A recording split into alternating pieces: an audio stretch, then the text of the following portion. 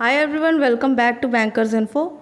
इस वीडियो में मैं अपनी एक IBPS क्लर्क मेंस की जो मैंने मॉक रिसेंटली लगाई है उसको एनालाइज करूंगी एंड उसमें मेरी गलतियां कहाँ कहाँ रही हैं एंड कितने मेरे ओवरऑल मार्क्स बन रहे हैं उसको डिस्कस करने जा रही हूँ। सबसे पहली बात, मैंने ये स्मार्ट कीड़ा का मॉक लगाया था एंड इसका मॉक नंबर 9 जो है ये फ्री है एंड इसका लेवल मुझे ईजी लगा, तो ये लेवल का आप मॉक लगा सकते हो। और आपने इसका सब्सक्रिप्शन नहीं लिया है तो भी कोई दिक्कत नहीं है, क्योंकि अभी कुछ दिन ही बचे हैं, तो आप इसका ये एक मॉक अटेम्प्ट कर लो एंड बाकी सेक्शनल में से कुछ लगा सकते हो आप। सबसे पहले अभी सॉल्यूशन देख लेते हैं कि कहाँ कहाँ मैंने गलतियाँ की हैं एंड फिर एनालिटिक्स देखते हैं कि कहाँ मेरा कितना स्कोर बन रहा है एंड सेक्शन वाइज अटेम्प्ट्स कितने हुए थे मेरे। सबसे पहले जीए स्टार्ट होता है एंड जीए में मेरी काफ़ी गलतियाँ हुई हैं, क्योंकि मैंने यहाँ पे आसपास वाले जो आंसर्स होते हैं जो हम लोग तुक्के में मार्क कर देते हैं, जो लगता है देखने में कि यही आंसर होगा, वैसे वाले बहुत अटेम्प्ट कर दिए हैं। एंड ये मेरा हर एग्ज़ाम में ये गलतियाँ हो जाती हैं, क्योंकि मैं बहुत अवॉइड करती हूँ कि मैं एक्स्ट्रा क्वेश्चंस ना करूँ, बट जीए में हमेशा से मेरी ये गलती हो जाती है। तो यहाँ मेरे 12 क्वेश्चन गलत हुए हैं एंड 24 सही हुए हैं।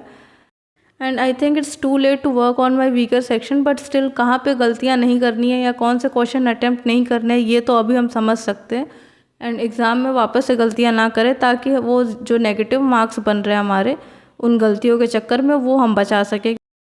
अभी इंग्लिश की बात कर लेते हैं। इंग्लिश में मुझे डाउट था कि मेरे पैसेज में गलतियाँ ज़्यादा हो गई होंगी, बट यहाँ पैसेज से ज़्यादा मेरे सिली मिस्टेक्स हुए हैं। जो नॉर्मल 1 मार्क्स वाले क्वेश्चन होते हैं उधर ज़्यादा गलतियाँ हुई हैं एंड इन क्वेश्चंस में मुझे उम्मीद नहीं था कि मैंने इनमें गलतियाँ की होंगी, बट मुझे वापस से ये थोड़े बहुत रूल्स रिवाइज़ करने पड़ेंगे एंड थोड़ा बेसिक्स को भी वापस से रिवाइज़ करना होगा, क्योंकि अगर यहाँ गलतियाँ हो रही हैं तो उस पर वर्क करना ज़रूरी है, अभी भी टाइम है। एंड इसमें एक 5 मार्क्स का पैसेज और आया था, 2 पैसेजेस थे, तो दूसरा जो पैसेज था वो मुझे थोड़ा लेंदी लग रहा था एंड टाइम टेकिंग लग रहा था, तो उसके मैंने बस एक सिनोनियम या एंटोनियम वाले क्वेश्चन करके बाकी 3-4 क्वेश्चन छोड़ दिए थे। एंड ये मैच द कॉलम वाला क्वेश्चन आया था, जिसमें 2 कॉलम्स को मैच करके सेंटेंस बनाना था, तो वो भी मुझे थोड़ा सा ट्रिकी लग रहा था, तो इसलिए मैंने उसको भी छोड़ा था। यहाँ पे मैंने 7-8 क्वेश्चन छोड़े थे एंड ये पैरा जंबल मुझे लगा नहीं था कि मेरा मेंस लेवल का पैरा जंबल सही होगा, क्योंकि मेरा प्रीलिम्स लेवल का ही हमेशा गलत हो जाता है। अभी बेसिक्स में गलतियां करना बचाना होगा एंड पैसेजेस में भी जो क्वेश्चन थोड़े से कंफ्यूजिंग लग रहे हैं उसको छोड़ना पड़ेगा।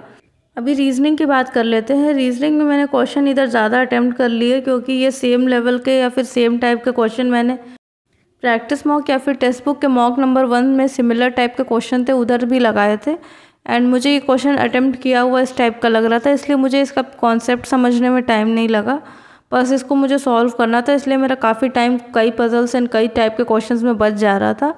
एंड सिमिलरली इधर एक इनपुट आउटपुट का भी क्वेश्चन आया था, वो भी उस टाइप का सिमिलर पैटर्न का क्वेश्चन मैंने पहले लगाया हुआ था, इसलिए मुझे उसमें टाइम नहीं लगा उसका पैटर्न समझने में।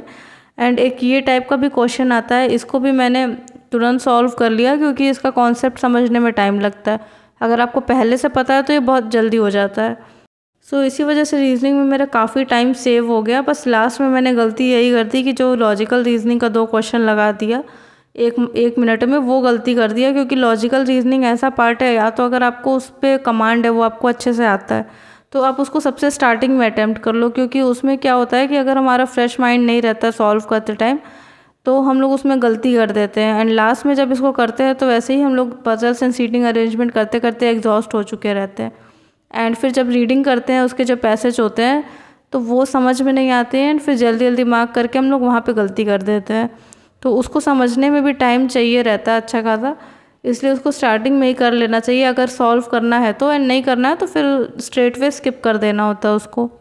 एंड अब लास्टली क्वांट्स की बात कर लेते हैं। क्वांट्स में मेरा बाकी सेक्शंस के कंपैरिजन में स्पीड स्लो है एंड यहाँ मुझे टाइम थोड़ा सा ज़्यादा लग जाता है। इनफैक्ट कैलकुलेशन स्पीड भी मेरी उतनी इम्प्रूव नहीं हुई है जितनी मेरा टाइम है प्रिपरेशन का।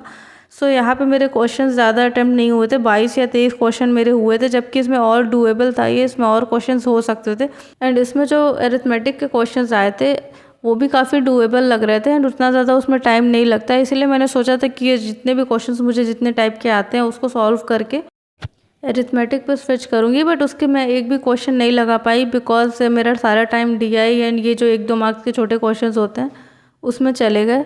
यहाँ पे भी मैंने सिली मिस्टेक्स बहुत ही ज़्यादा किए हुए हैं। इसमें अगर एनालिटिक्स की बात करें तो यहाँ पे मेरा ओवरऑल 95 स्कोर बन रहा है। एक्यूरेसी बहुत ख़राब है क्योंकि मेरा यहाँ पे जीए में एंड इंग्लिश में गलतियाँ ज़्यादा हो जा रही हैं। तो परसेंटाइल यहाँ मेरी 99% बन रही है। तो यहाँ पे भी मार्क्स देखते हैं सेक्शन वाइज। जीए में मेरे 24 सही है एंड 12 गलत है। यहाँ मैंने टोटल 36 अटैम्प्ट किए थे एंड यहाँ पे यही चीज़ मैं कह रही थी कि मेरे जीए में ज़्यादा एंड इंग्लिश में, इन दोनों में ज़्यादा गलतियाँ हो जा रही हैं। एंड इंग्लिश में भी इस टाइम एक्यूरेसी मेरी बहुत ख़राब हो गई है क्योंकि मेरा प्रैक्टिस बीच में छूट गया था, इसकी वजह से मुझे वो कोप अप करने में बहुत टाइम लग रहा है। तो यहाँ पे भी मेरी 12 गलतियाँ हैं एंड रीजनिंग में ये जो 2 गलतियाँ आप देख रहे हो, ये 2 गलतियाँ लॉजिकल रीजनिंग के पार्ट से, क्योंकि मैंने बेवकूफ़ी क्या की है यहाँ पे कि लास्ट के 1 मिनट में 2 क्वेश्चन लॉजिकल रीजनिंग का लगा दिया एंड ये मुझे पता था गलत होना है क्योंकि मेरा ये कभी सही नहीं होता है। एंड कॉन्ट्स में भी मैंने कुछ सिली मिस्टेक्स किए हैं एंड कैलकुलेशन मिस्टेक्स भी किए हैं, तो 6 गलतियाँ यहाँ पे हुई हैं। इन दोनों सेक्शन में अपनी एक्यूरेसी बनाना ज़्यादा इंपॉर्टेंट है क्योंकि यही से स्कोर बनने वाले हैं। So that's all for today. Don't forget to like, share, subscribe to my channel Bankers Info. Also don't forget to press the bell icon so that you don't miss any of the notifications in the future.